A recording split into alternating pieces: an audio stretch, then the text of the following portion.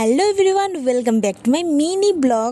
আজকে চলে আসছি মামা বাড়িতে। আজকে এই পুচকু ভাস্তার অন্নপ্রাশন, তাই এখন ভাস্তাকে স্নান করিয়ে নিয়ে যাব মন্দিরে।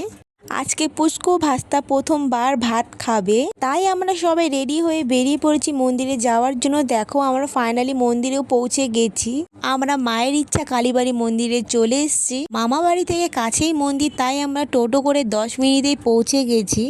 যে কোনো মন্দিরে পুজো দিলে জানি মনটা একদমই ভরে যায়। আমাদের পুজো দেওয়া কমপ্লিট হয়ে গেছে। এখন ঠাকুর মশাই ভাস্তাকে মুখে প্রসাদ তুলে দেবে। আমাদের পুচকু গোপুসোনা চুপচাপ বসে আছে, কান্নাকাটি না করে। মুখে খাওয়া হয়ে গেছে, তারপরে গোপুসোনাকে মায়ের আশীর্বাদ দিয়ে দিল। আমাদের এখানে পুজো দেওয়া কমপ্লিট হয়ে গেছে। এখন আমরা যাব বাড়ির দিকে।